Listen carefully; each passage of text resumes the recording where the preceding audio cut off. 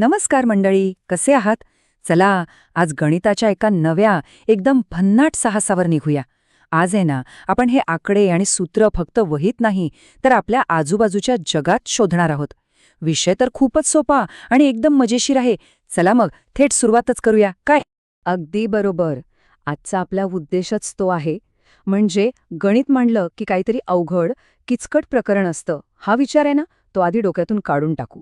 आणि आपण पाहूया की हेच गणित आपल्या खेळण्याच्या जागेत, बागेत, अगदी पार्किंगमध्ये सुद्धा कसं लपलेलं आहे. बरं, मग या शोधावर निघायच्या आधी एक काम करूया. मागच्या तासाला आपण काय शिकलो होतो ना, त्यावर पटकन एक नजर टाकू. म्हणजे काय, आपली पायाभरणी एकदम पक्की होईल. बरोबर ना? चला, एक कल्पना करूया. समजा आपल्यासमोर एक टेबल आहे आणि एक छोटीशी मुंगी अगदी त्याच्या कडेकडेने चालायला लागली. पूर्ण एक चक्कर मारून ती जिथून निघाली होती ना, बरोबर तिथेच परत आली. तर त्या मुंगीने कापलेलं ते जे एकूण अंतर आहे, त्याला आपण काय म्हणतो बरं? आठवतंय का ते एक खास नाव? एकदम बरोबर. तीच आहे परिमिती. म्हणजे काय? तर कोणत्याही बंद आकृतीच्या सगळ्या कडांची, सगळ्या बाजूंच्या लांबीची बेरीज. सोपं आहे की नाही? ही संकल्पना आता डोक्यात एकदम पक्की करून घ्या, कारण आजचा आपला सगळा खेळ याच संकल्पनेवर अवलंबून आहे. चला, आता येऊया त्या खास कामाकडे जे आपल्याला वर्गाच्या बाहेर करायचं होतं.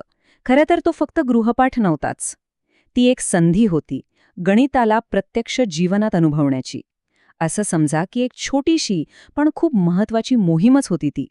आठवतंय ना, आपल्या घराच्या जवळचीच एखादी जागा निवडायची होती. जसं की पार्किंगची जागा असेल, बाग असेल किंवा खेळाचं मैदान. अट अगदी सोपी होती. ती जागा चौरस, आयत किंवा त्रिकोण यापैकीच एक असायला हवी. आणि हो, त्या जागेच्या सगळ्या बाजू मोजून त्यांची नोंद करायची होती. आता इथून पुढे खरी गंमत सुरू होतीये. जी जागा आपण मोजलीये ना, आता अशी कल्पना करा की त्या जागेच्या भोवती आपल्याला तारेचं कुंपण घालायचंय. मग काय होईल बरं? अरे, इथेच तर आपलं गणित कामी येणार आहे. मस्त कल्पना आहे ना? बरं, हे अजून चांगले समजून घेण्यासाठी आपण एक काम करूया. आपल्यातलाच एक मित्र, राहुल, त्याने केलेल्या कामाचं एक उदाहरण पाहूया. बघूया तरी, त्याने ही मोहीम कशी पूर्ण केली आणि त्याच्यासमोर नेमकं काय आव्हान आलं होतं. तर झालं असं की राहुलने त्याच्या आयताकृती पार्किंगच्या जागेचं मोजमाप केलं. आणि त्याला काय दिसलं? तर त्या जागेची लांबी होती 10 मीटर आणि रुंदी होती 6 मीटर. वाह!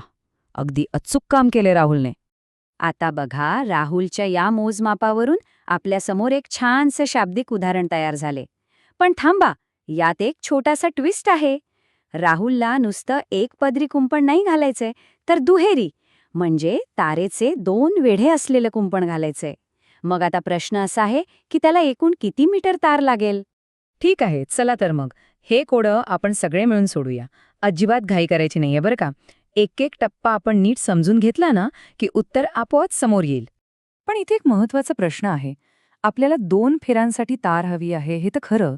मग आपण थेट 2 फेऱ्यांचा हिशोब सुरू करायचा का? काय वाटतं? असं केलं तर काही गडबड होऊ शकते का? नाही, तसं करून चालणार नाही. हा एक सापळा असू शकतो. बघा, आपण थेट दुसऱ्या मजल्यावर उडी मारू शकतो का? नाही ना, आधी पहिला मजला चढावा लागतो. अगदी तसंच आहे. दुहेरी कुंपणाचा विचार करण्याआधी आपल्याला फक्त एका फेरीसाठी, म्हणजे एका वेढ्यासाठी किती तार लागेल हे शोधणं सगळ्यात महत्वाचं आहे. आणि यातली सगळ्यात भारी गोष्ट काय माहितीये? एका फेरीसाठी लागणारी तार म्हणजे दुसरं तिसरं काहीच नाही, तर त्या पार्किंगच्या जागेची परिमिती आहे. पाहिलं? आपण शिकलेली संकल्पना इथे कशी अगदी बरोबर लागू होते. चला, मग आता सूत्र वापरूया. आयताच्या परिमितीचं सूत्र काय आहे?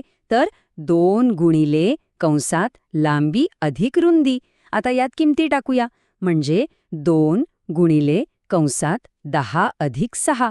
आपल्याला गणिताचा नियम माहीत आहेच. कंसातली क्रिया आधी करायची. म्हणजे हे झालं 2 गुणिले 16. आणि उत्तर काय आलं? 32 मीटर. एकदम सोपं. म्हणजे याचा अर्थ अगदी स्पष्ट आहे. राहुलला जर एकच फेरी मारायची असती, एक पदरी कुंपण घालायचं असतं, तर त्याला बरोबर 32 मीटर तार लागली असती. आपलं अर्ध कोडं तर सुटलं. पण थांबा, मोहीम अजून पूर्ण झालेली नाही, कारण त्याला हवंय दुहेरी कुंपण. आता आपलं काम एकदमच सोपं झालंय. बघा, एका फेरीसाठी 32 मीटर. तर मग 2 फेऱ्यांसाठी किती लागेल? अगदी बरोबर, फक्त 32ला 2ने गुणायचं. झालं काम. आणि आपलं अंतिम उत्तर आलं 64 मीटर.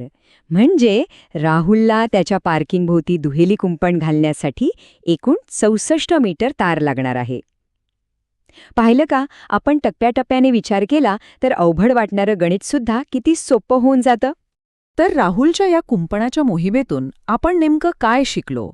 चला, या संपूर्ण प्रवासातले जे महत्वाचे मुद्दे आहेत ना, ते एकदा एकत्र बघूया. यातली सगळ्यात मोठी शिकवण कोणती असेल तर ती ही की परिमिती ही फक्त वही पुस्तकातली संकल्पना नाहीये. अहो, कुंपण घालण्यापासून ते एखाद्या फोटोला फ्रेम करण्यापर्यंत कितीतरी खऱ्याखुऱ्या कामांमध्ये तिचा वापर होतो. आणि यावरून एकच गोष्ट सिद्ध होते, गणित आपल्या आजूबाजूला सगळीकडे आहे. म्हणून एक गोष्ट नेहमी लक्षात ठेवायची, गणित म्हणजे फक्त प्रश्न आणि उत्तरं नाहीत, तर ते जग पाहण्याचा एक वेगळा दृष्टिकोन आहे. आता पुढच्या वेळी जेव्हा क्रिकेटचं मैदान किंवा आपल्या घराची सीमा पाहाल ना, तेव्हा मनातल्या मनात विचार नक्की करा की अरे, ह्याची परिमिती किती असेल? चला तर मग, भेटूया पुढच्या वेळी अशाच एका नवीन गणिती साहसासोबत.